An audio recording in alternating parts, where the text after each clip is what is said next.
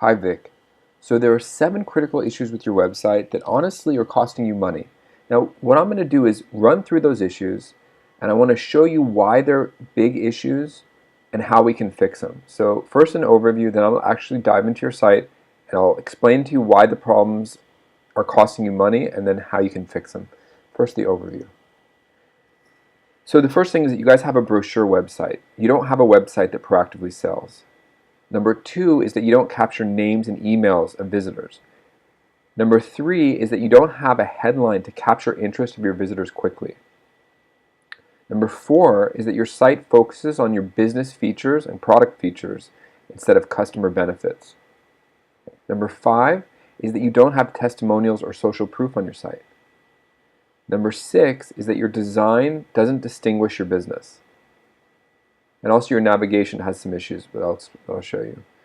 Number 7 is the most important issue, and this is really the theme of the whole critique, and that is that your calls to action are really weak. Let me fix this a little bit. Okay, so let's jump into the site. All right, so the first thing here is that you guys have a brochure website, right? You don't have a direct response website. A lot of people do this. They create basically an electronic brochure and they put it online. That's all well and good for people that are ready to buy now and that are going to come to your site and what's considered a hot lead. But the challenge is with a brochure website is that we know from the marketing data that there's 47% of people that visit your site that aren't going to buy now. 3% at most are hot leads, right? So we want to create a system by which the website can take contact information and then start communicating with those people over time, and that allows a website to tap into a much bigger segment of business, of potential clientele. So the first thing was a brochure website. The second thing is that you don't capture names and emails of your users, and I'll talk about this, what we call a marketing funnel at point 7, right? So the third issue is that the copy on your site focuses on, very much like a brochure would, the features of the business and features of your products, right? So what we know sells much better and does a lot better job converting people into customers is when all the copy on a website is customer oriented, speaking to them, educating them on the benefits of doing business with Carter Fence, right? That's much more engaging. Most websites out there have copy they're basically beating their chest, right? We want to do something more effective than that. So the fourth point is that your headline, you guys don't have a headline that is actually in capturing the interest of that visitor quickly. So why is this important? Because when a visitor comes to a website, again, what we understand that is typical is that someone is going to make a decision to stay or click the back button and go visit another site in the first 4 seconds, right? And so they say a website has 4 seconds and 7 inches. So there's a hot zone in a website. So this right up here is where everybody's eye goes first. So what we want to do is create a really powerful headline to capture them and engage their interest, right? And convince them to stay, that this website and this company is worth their time. Right? So what I like to do is talk to the head salesman in the company, record the conversation, and then have it transcribed, and then pull out the buzzwords and come up with a really powerful headline.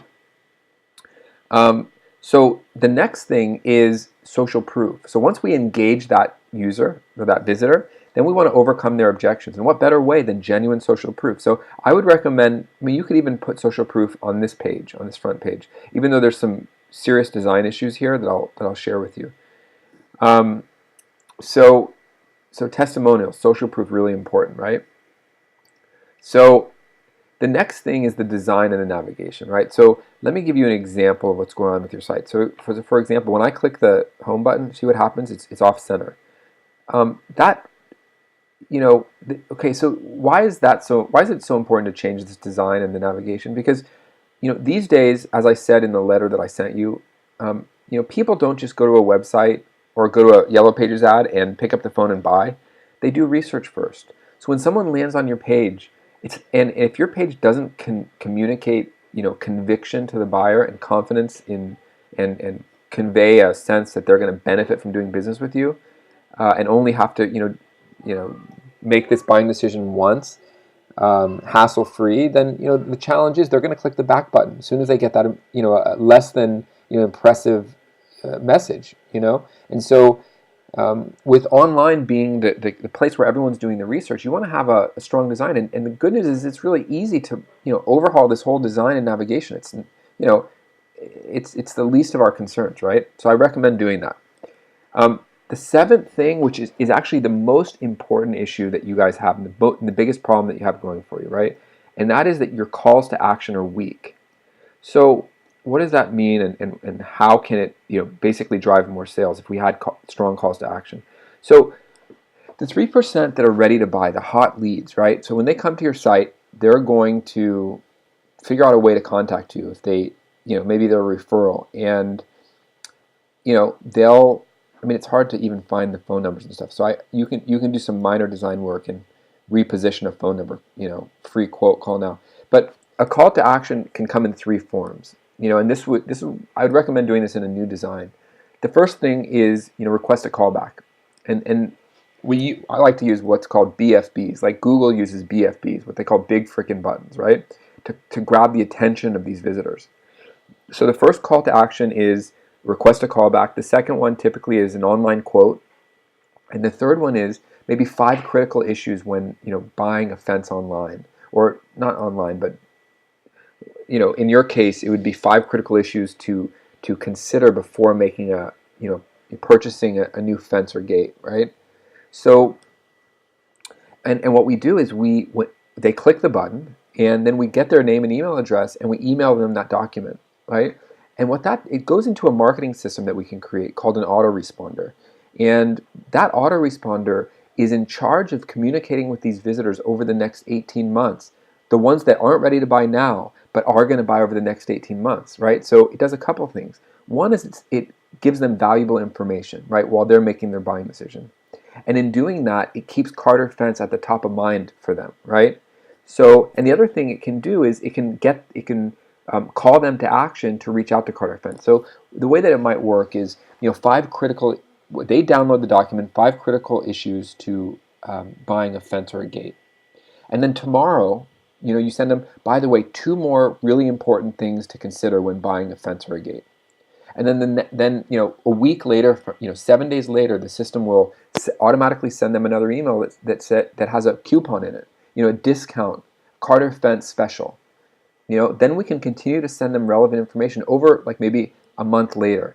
And typically there's 10 to 14 emails that we pre-write, or that anyone can pre-write and put into what's called an autoresponder and communicate with them over the time. Maybe over maybe the 3rd email there's a call to action with a discount. Maybe the 5th email is a free consultation, usually worth X or whatever it is.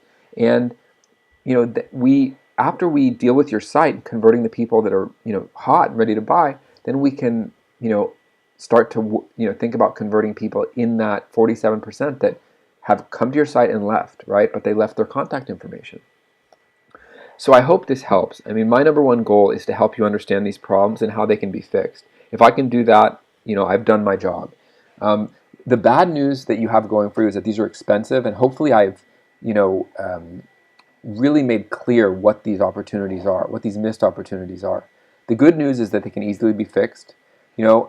I'm happy to sit with you with no commitment on your part and help you get clear on these problems and what's involved in the fixes.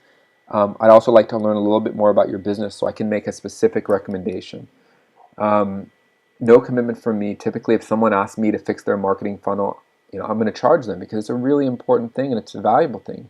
But I love the opportunity to help and obviously to potentially earn some business. But again, my number one goal is to help. And if I help you understand these problems and what the solutions are, I've done my job. And I get plenty of clients that way anyway. So, I hope I have helped on an initial basis, and I hope I get a chance to meet you soon. All the best to you.